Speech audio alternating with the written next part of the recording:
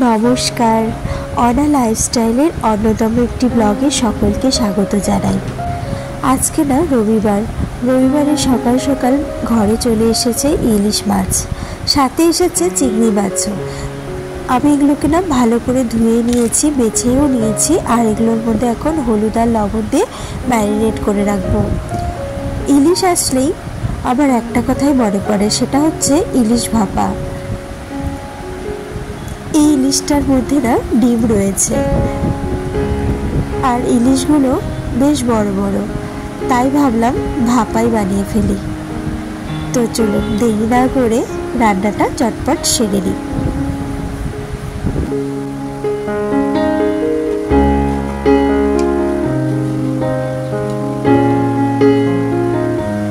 সাথে বানাবো এঁচোড় চিংড়ি। এঁচোড় চিংড়ির জন্য এঁচোড়গুলোকে ভালো করে কেটে ধুয়ে বেছে নিয়েছিলাম। এরপরে কুকারে একটু জল দিয়ে নিব, আর সাথে এঁচোড়গুলোকে ছেড়ে দেব। এঁচোড় চিংড়ি কিন্তু বেশিক্ষণ সময় লাগে না করতে, আমার কিন্তু বেশ ভালো লাগে, ঠিক একদম মাংসের মতন। মাংস করতে কিন্তু অনেকটাই সময় লাগে, অনেকক্ষণ ধরে কষাতে হয়, কিন্তু এঁচোড়ে সেরকম কষানোর কোনো প্রয়োজন হয় না। 1 থেকে 2 বার ভালো করে কষিয়ে নিলেই কিন্তু এঁচোড় চিংড়িটা তৈরি হয়ে যায় খুবই সহজে। আর ইলিশ মাছ আসলেই কিন্তু আমার মনে পড়ে ইলিশ ভাপার কথা, তাই আজকে সর্ষে পোস্ত সাথে কয়েকটা কাঁচা লঙ্কা দিয়ে আর সামান্য জল দিলাম, আর একটুখানি লবণও দিয়ে নিলাম। লবণ দিলে কিন্তু সর্ষেটা ভালো করে মিহি হয়ে পোস্তটাও বেটে ভালো হয়ে যায়। আমার এদিকে মিক্সি জারে ভালো করে পেস্ট করা হয়ে গেছে, সামান্য একটু জল ধুয়ে দিলাম মিক্সি, আর এতে আমি হলুদ, লবণ, শুকনো লঙ্কার গুঁড়ো, সামান্য একটু চিনিও দিয়ে নেব। হয়ে গেল আমার ইলিশ ভাপার জন্য সর্ষে পোস্ত রেডি। এবার আমি প্যানে সামান্য একটু সর্ষের তেল দিয়ে নেব। সর্ষের তেল ছাড়া কিন্তু ইলিশ ভাপা একদম অসম্পূর্ণ। আমরা বাঙালিরা কিন্তু ইলিশে একটু সর্ষের তেল ছাড়া ইলিশ আমার মনে হয় বাঙালি কখনোই পূর্ণ হতে পারে না। ইলিশ ভাপার জন্য প্যানের মধ্যে সর্ষের তেল, সাথে আমি সর্ষে পোস্ত বাটা দিয়ে ভালো করে এপাশ ওপাশ করে মাখিয়ে নিচ্ছি। আর এগুলোকে ভালো করে মাখিয়ে নেওয়ার পরেই কিন্তু তার উপরে আমি এটা ঢাকনি দিয়ে ঢেকে 30 থেকে 35 মিনিট আমি এটাকে আঁচে রাখবো। প্রথমে হালকা আছে, তারপরে একদম কমিয়ে দেব। ভালো করে ফুটে আসলেই কমিয়ে দিয়ে লো আছে হতে দেব 30 থেকে 35 মিনিট। এঁচোড় চিংড়ি করার জন্য পেঁয়াজ আর রসুনটা চলুন কেটে নিই। পেঁয়াজ আর রসুন দিয়ে কিন্তু এঁচোড় চিংড়ি খেতে বেশ ভালো লাগে, একদম মাংস।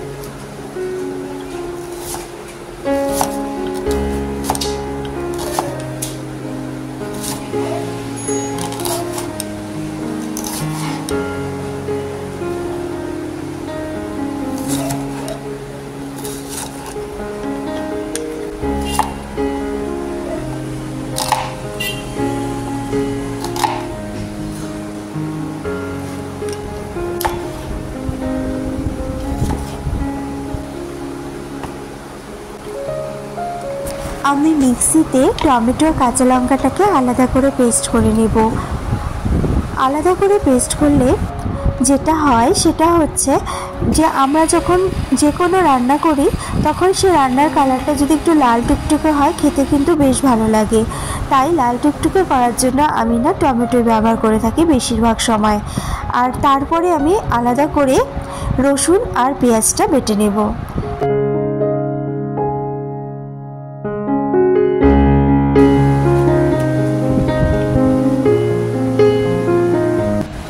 চলুন এবার না চেক করার পালা ইলিশ ভাপাটা কতটা দূর হয়েছে। ইলিশ ভাপা কিন্তু সুন্দর একটা গন্ধ আসছে, আর আমি না চেক করে দেখলাম লবণ সব কিছু কিন্তু পরিমাণ মতন হয়ে গিয়েছে। আর এর উপর দিয়ে আমি দারচিনি গুঁড়ো করে রেখেছি, সবসময় আমার কাছে না গুঁড়ো থাকেই, তো সেই দারচিনি গুঁড়োটা উপর দিয়ে সামান্য ছড়িয়ে দিলাম। আর ভালোই বেশ গন্ধটা মোমো করছে। আর আমি চেক করে দিলাম মাছগুলো বেশ ভালোই সেদ্ধ হয়ে গেছে। তো এটা তো আমার একদম তৈরি। এরপরে না এঁচোড়টা আমি যে কুকারে বসিয়েছিলাম মাত্র একটা সিটি দিয়েছি, তাতেই কিন্তু এঁচোড়টা বেশ নরম নরমই হয়ে গেছে। ভয় লাগছে যে কি হবে, ভালো করে হবেও কি না, চলুন দেখে নেওয়া যাক। কারণ এঁচোড়টা যদি একটু শক্ত শক্ত না থাকে না তাহলে কিন্তু ভালো লাগে না। আর এদিকে আমার চালটা আমি ধুতে বসিয়ে দিলাম। তো ওদিকে আমার ভাতের জন্য জলও রেডি করে রাখছি, আর এদিকে আমি এঁচোড়টা বসিয়ে দিচ্ছি। তো আজকে রবিবারে দুপুরটা আমার খুব ইচ্ছে জমজমাট করে সবাই মিলে খাওয়া দাওয়া করার। আর বেশি কিছু বানাবো না, শুধু এঁচোড় চিংড়ি আর ইলিশ ভাপা, বাস এই দিয়ে হয়ে যাবে। কারণ এত কিছু রান্না না বেশি কিছু করলে, আর এই সব রান্না কিন্তু খাওয়ার কিন্তু স্বাদটা অত পাওয়া যায় না। তাই পেট ভরে আজকে ইলিশ ভাপা আর এঁচোড় চিংড়ি এই দুটোই আমার ইচ্ছে আছে বানানোর। আর এই দুটোই আমি অলরেডি একটা তো বানিয়ে নিয়েছি, আর একটা হচ্ছে এঁচোড় চিংড়ি। তো সামান্য একটু আমি এখানে শুকনো লঙ্কা আর ফোড়ন দেওয়ার জন্য একটু তেজপাতা ব্যবহার করছি।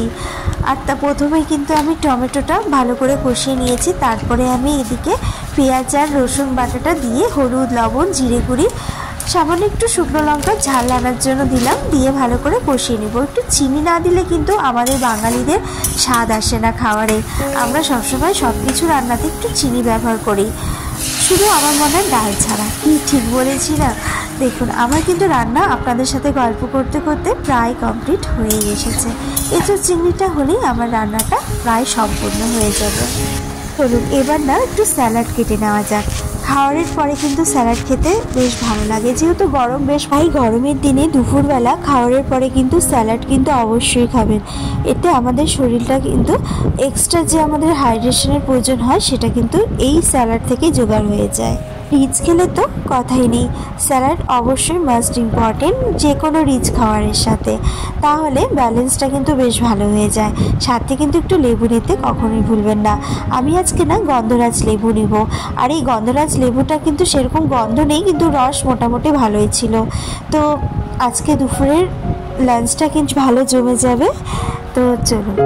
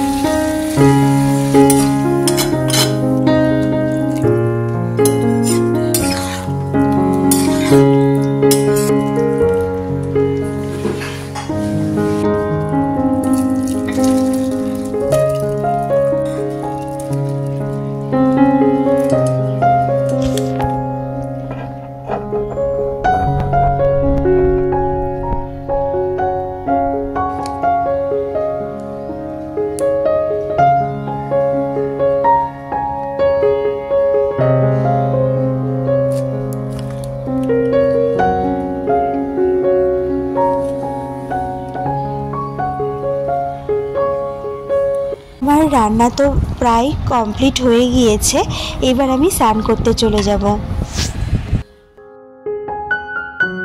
স্নান ধান তো আমার প্রায় কমপ্লিট হয়ে গেল। এবার না আমি একটু টোনার ব্যবহার করে নেব। টোনার না যত বেশি ব্যবহার করা যায় আমার মনে হয় তত বেশি হাইড্রেট রাখে আমাদের ফেসকে।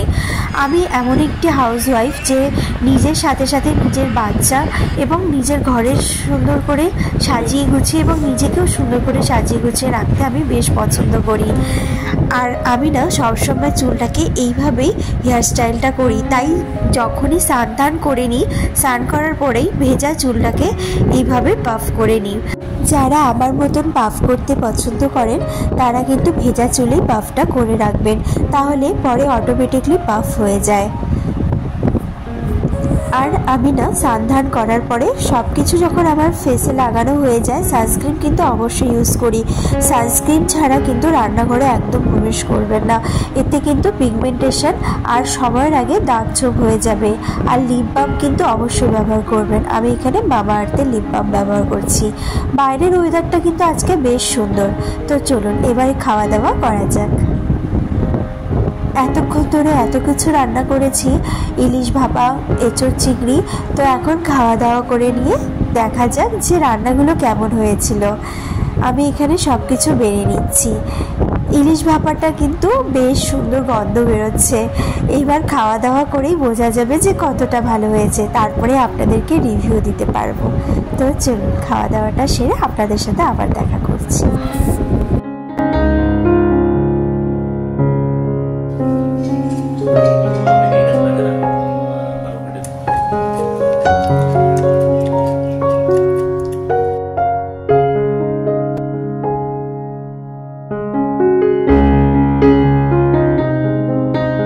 খাওয়া দাওয়া সেরে নিয়েছি।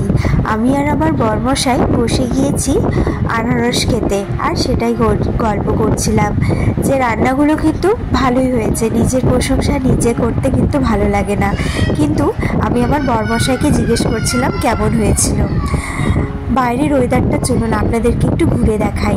আমাদের এখানকার পরিবেশটা কিন্তু এমনিতেই শান্ত, তারপরে এই হাওয়ার দিন আরোই যেন শান্ত হয়ে ওঠে চারদিকটা।